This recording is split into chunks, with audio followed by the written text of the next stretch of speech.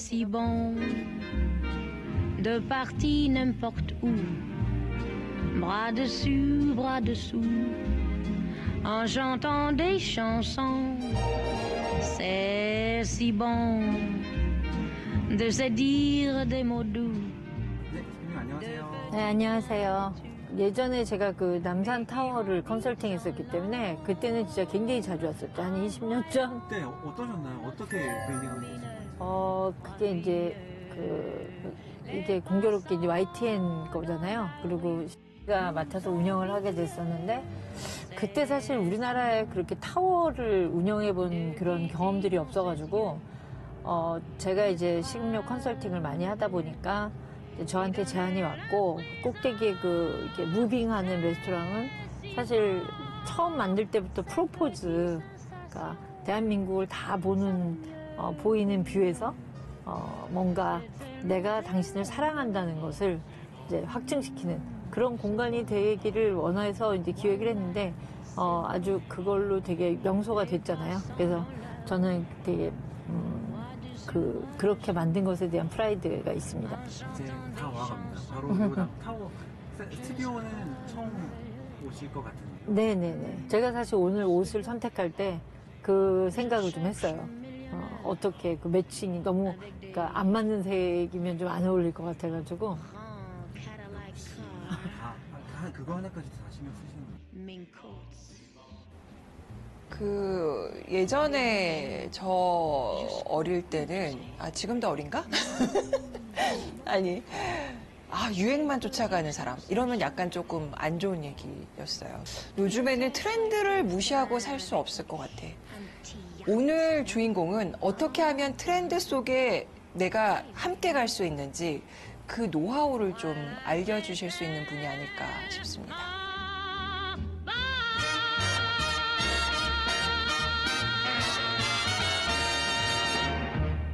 안녕하세요, 대표님. 안녕하세요. 네. 여기서 뵈니까 또 느낌이 묘하네요. 그러니까요. 우리 이렇게 일루는 처음 해보는 건데. 그러니까. 네. 예. 대표님을 어떻게 수식을 할까 고민을 했어요. 워낙 타이틀이 많으시잖아요. 뭐 디자이너도 있으시고, 또 외식업 전문가도 있으시고, 무엇보다 이제 브랜딩 컨설턴트. 네네. 기업인. 네. 그래도 제가 그냥 한 예까지로 좀 접목을 좀 해봤어요. 그냥 K컬처와 또 K푸드의 가장 큰 주역 중에 하나. 그렇게 생각해 주시면 감사합니다. 이번에도 올림픽 때 네. 팝업하러 갔었는데, 와, 진짜 오히려 정말 우리가 이렇게 열심히 했었나? 하는 것보다도 오히려 외국인들이 더 좋아해 주시니까 제가 진짜 너무 감동스럽기도 하고 또 책임감도 더 열심히 해야 되는구나. 지금 해외에서 제일 인기 있는 코리안 푸드가 뭐예요? 사실 제가 이제 그런 질문도 많이 받는데 제가 이번에 느낀 거는 오히려 우리가 그 프렌치나 이탈리안을 따라하는 거를 그 사람들은 좋아하지는 않아요. 그러니까 거기에 대한 점수를 주지 않고 오히려 정말 우리다운 떡볶이라든가 닭강정이라든가 그래서 사실은 저는 사실 그럴 때는 좀 우리나라 것을 좀 고급 음식을 좀 좋아해 줬으면 좋겠는데 왜 저렇게 스트리트푸드에 열광하는가 생각해 보니까 사실 파인다이닝 레스토랑들은 그들이 볼 때 그렇게 크게 변별력이 있는 것 같진 않아요. 그럴 수 있죠. 네. 예. 왜냐면 프렌치 스타일이니까 그런 파인다이닝 왜냐면 사실 우리나라 음식은 그렇게 코스로 나가는 요리가 아니잖아요. 그렇죠. 한 상을 차려서 먹는 요리인데 이렇게 코스화 시키면 어쩔 수 없이 서양화되는 것 같아요, 음식을. 그러니까 오히려 그들은 그것에 대한 감동보다는 오히려 맵고 짜면서 다이내믹하고 한국의 그런 즐거움 이런 것들에 대해서 점수를 많이 주는 것 같아요. 그들의 음식에는 맵고 짠 게 없으니까요. 근데 이 맵고 짠 거에 한번 맛들이기 시작하면 맞아요. 완전 중독되니까. 그러니까 제가 이번에 깜짝 놀란 게 저희가 그 닭강정으로 해서 이제 그 닭튀김 요리를 했는데 그거를 우리는 이렇게 쉐어하잖아요. 나눠 먹잖아요. 그들은 한 접시씩 한 사람씩 먹어요. 그거를. 그리고 막 너무 맛있다는 거예요. 네. 그래서 내가 정말 우리다운 음식으로 가져가는 게 더 나을 것 같다. 그런 생각을 했습니다.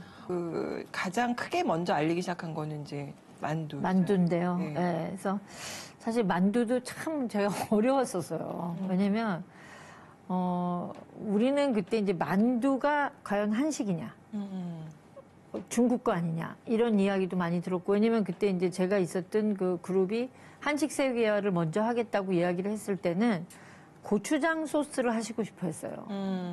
근데 이 우리나라 고추장과 된장이 발효로에서 굉장히 좋은 점은 있는데, 문제가 뭐냐면 뭘 넣어도 고추장 맛이 나요. 그러니까 집에서 해보시면 알겠지만 어찌됐든 떡볶이 소스를 가지고 낙지볶음에도 넣고 왜 전부 다 그 고추장 볶음, 뭐 오징어 볶음이든 무슨 볶음이든 전부 고추장을 쓰는데, 사실은 우리나라 그 특유의 고추장 맛으로 먹는 거지 낙지 맛이 더 도드라지진 않거든요. 근데 일본 된장은 참깨를 넣으면 참깨 된장이 되고 유자를 넣으면 유자 된장이 나고, 그러니까 조금 우리나라 된장보다 약하니까 소스화 시킬 수가 있는데, 우리나라 고추장 된장은 사실 그게 되게 어렵습니다. 이건 안 되겠다. 딴 걸 해야 되겠다. 근데 사실 이제 윗분들한테 이거를 반대를 하려면요, 정말 고민을 많이 해야 돼요. 왜냐면 잘못 말씀을 드렸다가는 그냥 사표 쓰고 나가야 되는 경우도 있거든요. 그리고 특히 이제 사기업에서 오너를 설득할 때는 숫자로 설득을 해야 돼요. 이게 왜냐면 어쨌든 이윤을 목적으로 하는 회사니까. 그래서 제가 이제 미국 시장을 엄청 연구를 해봤어요. 아시아 푸드 중에 뭐가 1위인가. 제가 이 순위에 되게 예민합니다. 그래가지고 그때 보니까 중국 만두 닝이라는 브랜드가 1위였어요. 그래서 제가 그걸 보고 만두가 1위라고? 그렇다면 그래서 사람들이 자꾸 뭔가를 개발을 하고 새로 무엇을 만들으라고 하면 자꾸 발명을 하려고 그럽니다. 뭐 에디슨처럼. 근데 그런 사람들은 돈 못 벌고 돌아가셔요. 소비자들이 무엇을 좋아하는데 그중에 조금 더 나은 거를 해야지 우리가 성공할 수 있지. 안 먹어본 거를 먹이려는 건 너무 어려워요. 사람이 안 먹든, 그러니까 고추장 소스 같은 거를 안 먹어본 사람들한테, 그러니까 지금은 먹힐 것 같아요.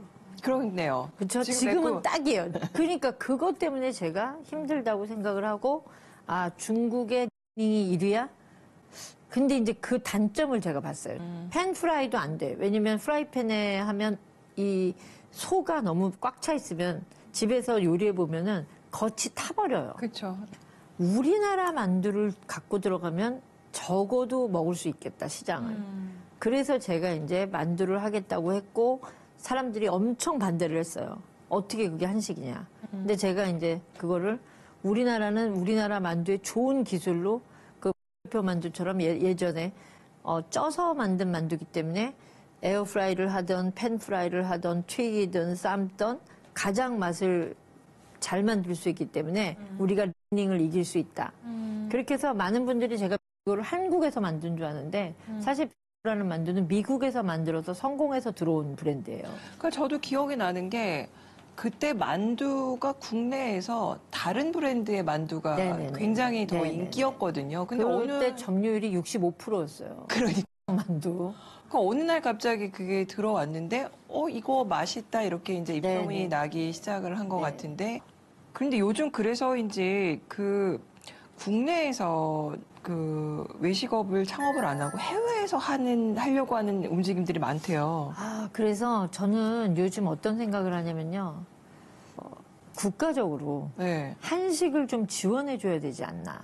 사실 정말 그렇게 해외에서는 한식 붐이 일어나서 난리인데 우리나라 지금 한식 셰프들이 없습니다. 한식을 안 하려고 해요, 젊은 사람들이. 봉골레 파스타는 38,000원 막 어떤 데는 호텔에 가면 4만 원까지 받는 경우가 있어요.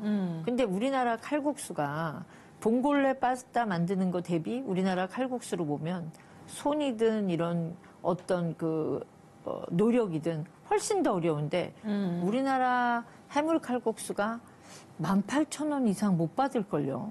그렇죠. 우리나라는 적어도 우리나라 칼국수는 김치든지 뭐 반찬이라도 하나 줘야 되거든요. 네네네. 근데 그렇게 따지면 코스트가 더 높아져요. 네네. 육수도 더 많이 끓여야 되고. 근데 이렇다는데 똑같이 세금을 받는다. 그리고 사실 한식 셰프보다 이 양식 셰프들이 급여가 더 높아요. 근데 그러다 보니까 지금은 젊은 분들이 안 하려고 그래요, 한식을. 그래서 저는 사실 그게 제일 고민입니다. 제가 이제 이 식음료 사업에 있는 사람 입장에서는 국가적인 차원에서 좀 도와야 되지 않을까. 저는 가끔 대표님과 얘기하다 보면 그냥 단순히 사업가가 아니라 굉장히 국가의 안위와 미래를 걱정하시는. 아니, 아무래도 이제 이게 네. 이 리더가 저도 어렸을 때는 팔로워였지만 이제 점점 나이가 들면서 리더의 입장이 되잖아요. 그렇죠. 그러다 보니까 리더로서의 할 수 있는 일들이 앞으로 미래를 젊은이들한테 보여줘야 된다고 저는 생각을 하거든요. 그리고 네. 기반도 만들어줘야 되고. 근데 사실 저는 노희영 대표님을 이제 알기 전에 어떻게 알고 있었냐면 컬처. 방송이나 영화에도 굉장히 영향력이 있는 분이다라고 저는 그렇게 처음에 알고 만났거든요. 네네. 저는 그 과정이 굉장히 신기해요. 궁금하고. 사실 영화도 브랜딩이거든요. 어떻게 네. 보면. 왜냐면 뭐 감독님만 잘한다고 되는 것도 아니고 배우만 잘한다는 것도 아니고 총체적인 예술이잖아요. 네. 그런 걸로 보면 저는 식당이나 똑같아요. 식당, 건축물, 뭐 영화. 왜냐면 여러 명이 움직여서 한 사람이 오케스트라 지휘를 하고 그것을 잘 만든 것을 다시 마케팅을 해서 고객들과 관객들과 소통하는 접점을 찾아야 되는 어떻게 보면 과정들이 다 비슷한 만일 그 두려움을 용기로 바꿀 수만 있다면 말이다. 영화를 제가 제일 먼저 시작한 영화가 마이웨이예요. 오다기리조 장동건 씨 나오고 네. 판빙빙 뭐 진짜 아주 강재규 감독. 네, 기라성 같은 모든 배우들이 다 나오는 그런 영화입니다. 아주 찬란하게 흥행에 망했죠. 네네. 그래서 처음에 사실은 그 영화 때문에 그게 대한민국 우리나라 영화 중에 100억을 처음 넘은 영화예요. 투자가. 네. 근데 그때 이제 그게 에서도 거의 사활을 걸었던 영화예요. 그래가지고 제가 이제 제당에 있을 때 마케팅을 와서 좀 도와주면 안 되겠냐. 왜냐면 전국적으로 뿌려야 되니까 우리 영화 마케팅만 가지고 안 될 것 같다. 그래서 갔는데 제가 이제 그 영화를 봤어요. 너무 잘 찍었는데 너무 지루한 거예요. 제가 볼 때는. 제가 무식하게 그때 이거는 좀 잘라야 되겠다. 이걸 좀 걷어내야 되겠다. 강재규 감독님이 얼마나 황당하셨을 거예요. 그거는 뭐 이게 우리나라에서 감독님 제외하고 어떤 다른 사람이 이거를 편집 이야기를 한다는 건요. 진짜 지금 생각해 보면 너무 무식해서 한 얘기예요, 제가. 아무튼 그 말 한마디 한 것 때문에 뭐 거의 부회장님한테 불려가서 욕을 바가지로 먹고 이제 난 이제 그만두고 이 회사에서 잘리는구나. 이제 그랬는데 어쨌든 거기서 손 떼라 그래가지고 들어갔다가 일도 못 해보고 아무것도 못하고 그냥 쫓겨나와가지고 근데 솔직히 그때 분해가지고 내가 했는데 어쨌든 스코어는 안 좋았는데 그게 사람 마음이 이게 왜 약간 쌤통이다 그런 생각이 하고 있잖아요. 내가 좀 약간 그거를 이렇게 끙꽁 하고 있다가 저 부회장이랑 다른 미팅하는데 제가 또 조용히 회장님, 그거 보세요. 우리만 손해보지 않습니까? 처음부터 우리가 같이 들어가서, 뭐, 우리가 PPL을 넣을 건 넣고, 또 돈이 될 거는 우리가 투자 받아오고, 이렇게 해서 하자. 그래서 이제 그때부터 좀 더 바뀌었고, 제가 이제 그러다 보니까, 영화에 아주 깊숙이 관련을 하게 된 거죠. 근데 이제 이제 마케팅이라는 그 아이디어를 가지고 이제 콘텐츠 제작 단계부터 이렇게 참여를 하시다 보니, 당연히 사실은 좀 그쪽 영화 관계자들은 거부감이 있었을 수밖에 없었을 것 그럼요. 같아요. 이번에 행복의 나라를 감독하신 추창민 감독님이 이 얘기 들으면 뭐라고 하실지도 모르는데 내가 진짜 이게 뭔가를 보여주겠다 이러고 처음 한 게 광해예요. 가장 최저의 예산을 들여서 대한민국 최고의 영화를 만들겠다. 그렇게 혼자 결심을 했어요. 그랬는데 이제 그때 제일 유망하셨던 분이 이제 하정우 씨예요. 네네네. 그래가지고 저한테 내면서 하정우 좀 섭외해달라고. 뭐 그냥 저한테 막 통사정을 하는 거예요. 하정우만이 살릴 수 있다 이 영화를. 하정우 씨한테 가서 내가 부탁을 하고 또 부탁을 하는데 하정우 씨가 너무 젊은 거예요, 그 당시에는. 왜냐면 그때 이제 추적자 찍고, 그 다음에 뭐 테러 라이브 찍고, 막 한참 잘 나가고 젊은. 고모님, 진짜 시나리오도 너무 좋고, 너무너무 괜찮은데, 내가 망하긴 아직 좀 젊지 않을까요? 제가 사극하기는 좀, 이 시나리오가 너무 좋으니, 제가 다음 차차기로 한번 고민을 해보겠다. 근데 우리는 이미 투자가 다 돼 있고 지금 빨리 찍지 않으면 안 되는 거예요.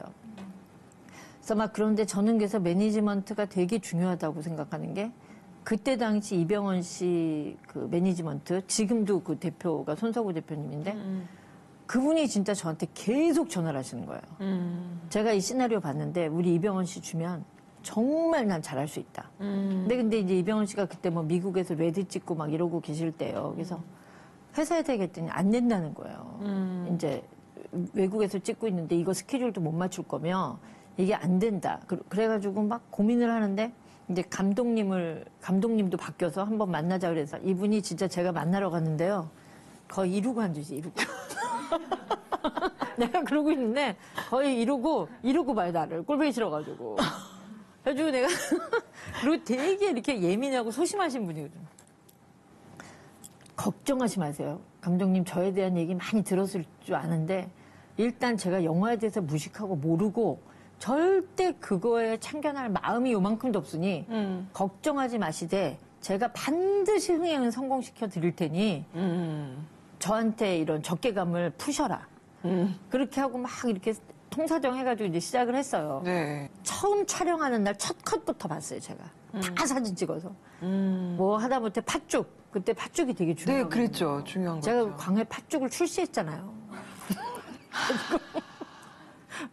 무슨, 그 다음에 떡갈비.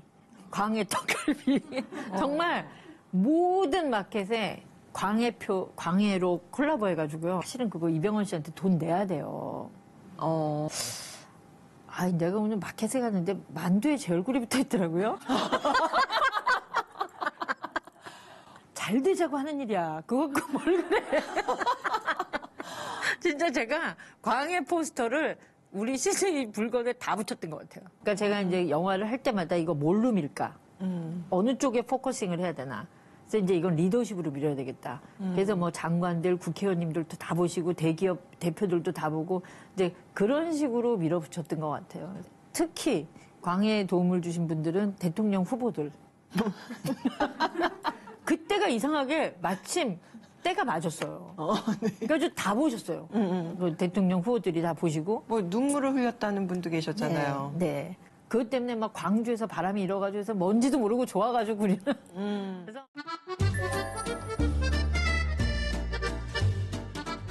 명량이 이제 1760만인데 제가 볼 때는 제가 살아생전까지는 못 깰 스코어라고 생각해요. 왜냐면 어떠한 콘텐츠도 대상이 없는 콘텐츠는 전 없다고 생각해요.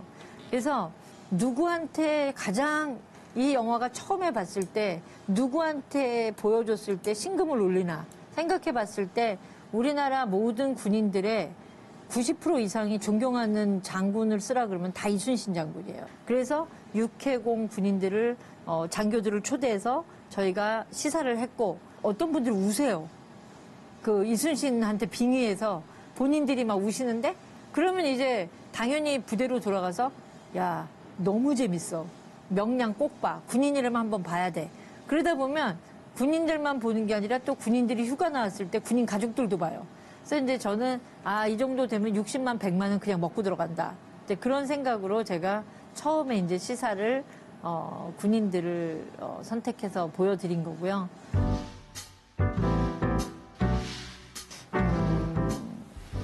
일이 되면 즐길 수는 없구나 이런 생각을 한 게 제가 그 회사 양쪽 회사 10몇 년 있는 동안 한 번도 영화를 재밌게 본 적이 없어요. 막 영화를 보면 불안한 거예요. 딴 게 재밌을까 봐. 왜냐면 같이 붙는 저쪽 게 재밌으면 어떡하나. 그래서 저랑 영화 본 사람들이 너무너무 싫어하는 게 5분도 안 돼서 어때? 재밌니? 같이 영화 보러 가서 5분도 안 됐는데 어때? 어떨 것 같아? 제가 그 불안증에 혹시 안 될까 봐. 그래서 근데 어떻게 보면 참 인간적으로 보면 더 안 된 거예요. 그렇지 않아요? 그거를 비즈니스로 바라봐야 되는 사람은 내 일이 되면요. 네. 진짜 그게 즐기는 거가 없어져요. 제가 오죽하면 너무너무 냉면을 좋아했거든요. 네. 근데 냉면 쪽 오픈하고 나니까 냉면이 잘 안 먹혀요. 그러니까 그게 참 사람이 그런 게 있는 것 같아요. 어쨌거나 조직에 있는 사람들의 마음을 움직여서 그것을 실행시키는 그 단계가 설득의 과정이 어떻게 이루어졌을까? 그게 굉장히 궁금해요. 뭐 그러다 보니까 뭐 제가 욕도 엄청 많이 먹고 있고요. 사실 왜냐면 강압적으로 했을 때도 당연히 있을 거고요. 모든 것이 설득으로만 가능한 건 아니거든요. 일을 그렇죠. 진행할 때. 그렇죠. 설득 반, 협박 반 이렇게 되는 거겠죠. 그러니까 사실은 이제 리더는 성과를 보여주고 그걸 나눠줘야 된다고 저는 생각합니다. 그러니까 성과를 만들었을 때 내 거로만 만들어도 안 되고 성과를 반드시 만든다는 걸 또 보여줘야 나를 따르는 사람들도 생기는 거고. 그래서 사실 존경받는 리더가 될 것이냐 아니면 욕을 먹더라도 성과를 나누어 줄 것이 중요한 리더냐 하면은 둘 다 가질 수 있으면 굉장히 좋은데 사실 둘 다 갖기는 쉽지 않아요. 맞습니다. 네. 좋은 말을 들으면서 성과도 논아주는 리더는 참 그건 진짜 어려운 리더예요. 그래서 저는 사실 후자를 선택한 거죠. 욕을 먹더라도 나는 너희들한테 반드시 성장시켜 주겠다. 그래서 노희영 아주 지긋지긋하지만 나를 성장시켰다. 저는 그 평가가 가장 저한테는 프라이드입니다. 저는 막 노희영을 사랑했다 이런 거는 손발도 오그라들고 듣고 싶지도 않고 네. 저는 딱 하나. 노희영 생각하면 지긋지긋했지만 오늘날 나를 만들어줬다. 저는 그 얘기를 듣고 싶고 그들이 예전에는 막 저를 막 지긋지긋했던 사람들도 이제 성공하면 뭐 DM이 오거나 문자가 와요. 너무 그분들이 다 노희영의 고문을 다 견뎌낸 그렇죠, 그렇죠. 맞습니다. 그래서 어떤 사람들은 네. 막 그런데요. 왜 고문이니? 타이틀이 대표나 이런. 그러니까 고문을 맞이해서 그래. 그냥 성과를 내고 나눠주는 리더. 어떤 걸 나눠준다고 혹시 하셨는지. 워낙 경험이 풍부하신 분이시고 두려움이 없으신 것 같아요. 귀여운 마녀다. 처음에는 안 될 것 같은데요? 라고 말씀드렸는데 계속 해내시니까 저희도 해내게 되니까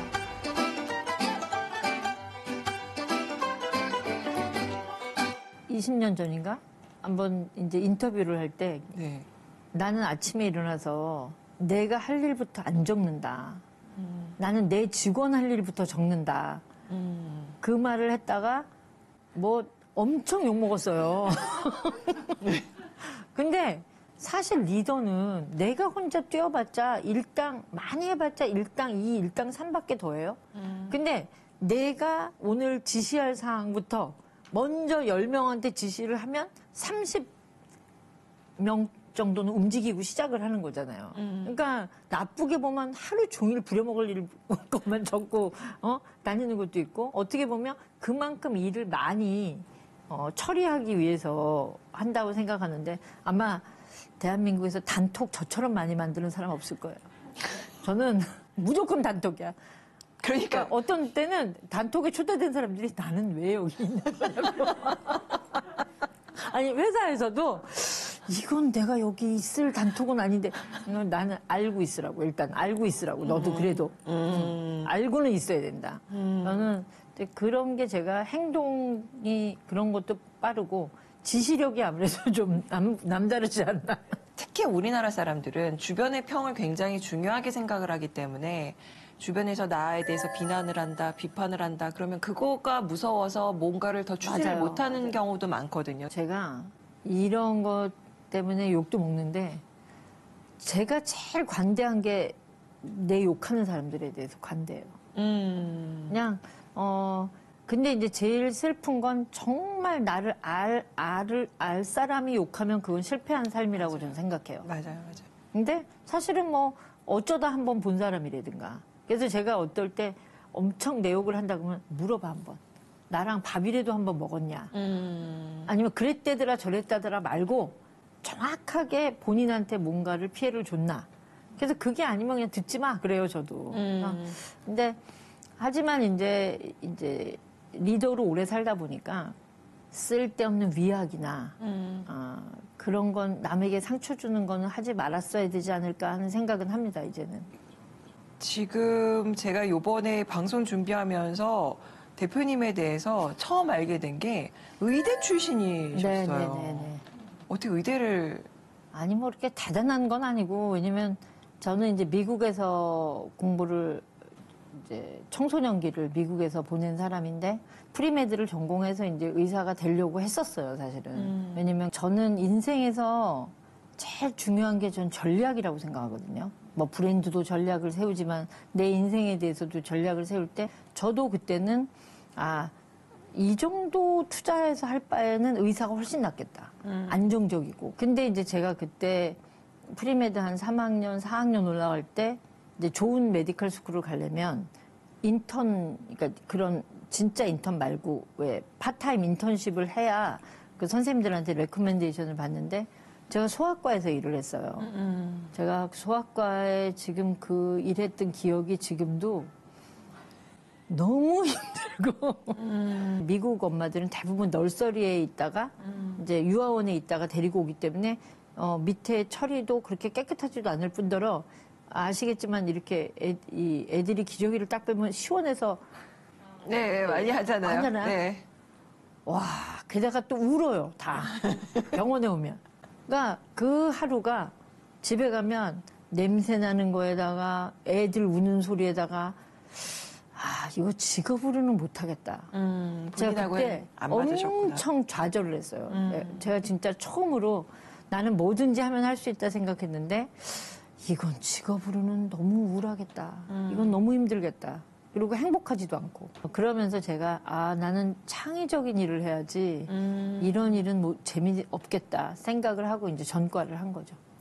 그래서 디자인으로 또. 네네네. 너무 웃겼던 게 제가 뭐 어렸을 때는 막 옷에 관심이 있지도 않고 공부만 진짜 열심히 하는 학생이었거든요. 네. 근데 저희 어머니가 너는 근데 색깔 감각이 되게 뛰어나다고. 내가 지는 옷을 안 입으면서 막 우리 엄마한테 나는 막 머리도 안 빗고 다니는 애가 우리 엄마가 어딜 간다 그러면 내가 지정을 한대요. 엄마 내일 우리 학교 올 때 이렇게 입고 와. 이 색깔 뭐 이 구두니. 그러면 사람들이 다 너무 멋있다 그랬다는 거예요. 그래서 너가 되게 옷에 감각이 이 색깔에 뭔가 감각이 있는 애다. 제 진짜 그거 말 한마디 믿고 내가 뭔가 뭔가 창의력이 있지 않을까. 그래서 이제 팔센스를 가게 됐는데. 근데 아무튼 사람이 다 자기 길이 있는 것 같아요. 그리고 그 길을 찾는 거에 있어서 어렸을 땐 당연히 부모님의 한마디가 맞아요. 굉장히 맞아요. 결정적인 네. 역할을 하는 것 같고. 그래서 일단은 처음에 직업은 그래서 그 디자인과 연결된 네네네네. 일이셨잖아요. 네, 단추 디자이너. 네. 그때 그것도 굉장히 생소한 직업 아니었나요? 그럼요. 제가 지금 생각해보면 제가 한 일들이 웃기는 일이 한두 가지가 아니에요. 제가 그 메디컬 스쿨 그 프리메드 다닐 때까지 성적표는 어디다 내놔도 제가 자신 있어요. 진짜 공부를 잘했는데 저는 지금도 팔센스 누가 성적표 볼까봐 무서워 죽겠어요. 근데 하지만 저를 오늘날 만들어준 거는 팔센스예요. 근데 대표님이 이제 뭐 좌절을 많이 했다라고 하시지만 그게 어떻게 보면 늘 항상 새로운 분야에 네네네. 도전을 하다 보니까 당연히 새로운 분야에 갔을 때는 뭔가 어려움을 겪고 굉장히 다이나믹하면서 힘든 과정 당연히 있었겠지만 부러운 삶을 사신 것도 같아요. 저는 사실 그래서 제가 늘 이렇게 하나님한테 감사하는 거는 늘 기회를 주셨고 그다음에 사실 뭐 제가 자만심으로 이야기하면 나는 그만큼 노력했고 똑똑했고 이렇게 얘기할 수 있지만 사실은 누구나 다 노력은 하고 살거든요. 그렇죠. 그리고 그들에게 누구나 다 기회가 오는 건 아닌데 저한테는 정말 많은 기회가 왔었고 또 그거에 맞게 노력도 했었고 그런 것들이 저는 사실 감사하기 때문에 지금은 제가 그 후배들한테 항상 기회를 주려고 정말 최선을 다하고 있습니다. 본인이 기회를 찾아가신 건 아니에요? 직접 만들고? 물론 뭐 그렇게 보면 뭐 한도 없지만 사실은 사람은 저는 받은 것만 기억해야 된다고 생각해요. 아, 멋진 말이다. 내가 준 거보다는. 준 거를 기억하면 억울해서 못 사는 것 같아요. 준 것만 기억하면 늘 억울할 것 같고, 받은 것만 기억하면 늘 감사할 것 같고. 그래서 저는 세상에 받은 게 훨씬 더 많은 사람이라고 생각합니다.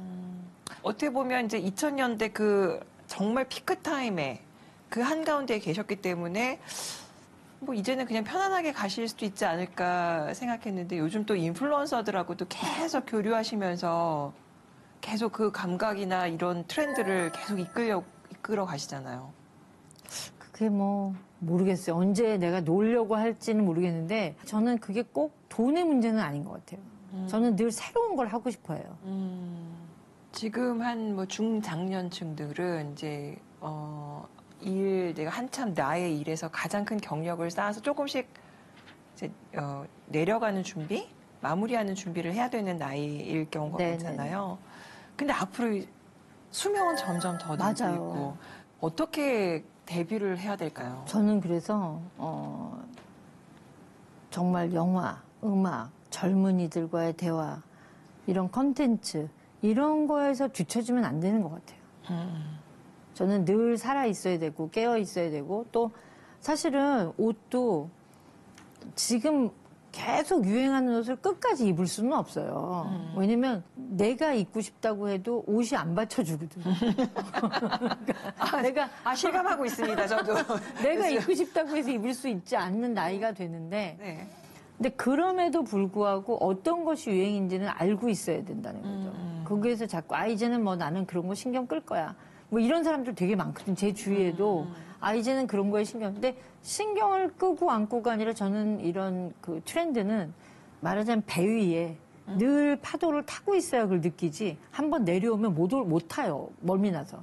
그러니까 저는 어느 순간까지는 늘 그거를 유지하고 있어야 된다고 생각하는 사람이기 때문에 제가 이번에 이제 그 추석 때 그 가루이지와라는 데를 갔어요. 잔 레논이랑 오노 요코가 마지막까지 거기서 있었고 거기서 살고 싶어 했대요. 그거를 보는 순간 나 여기 좀 가봐야 되겠다. 그래서 이제 거기 가서 그들이 먹었다는 거, 그들이 다녔다는 그런 오솔길을 막 걷고 왔는데 이제 제가 한 17,500보 막 이렇게 걸었어요. 근데 진짜 행복했던 것 같아요. 그렇게 왜 누군가를 찾아서 발자취를 찾고 막 그와 꼭 괜히 같이 공유하는 것 같고 그런 것들이 저는 아직도 재밌어요.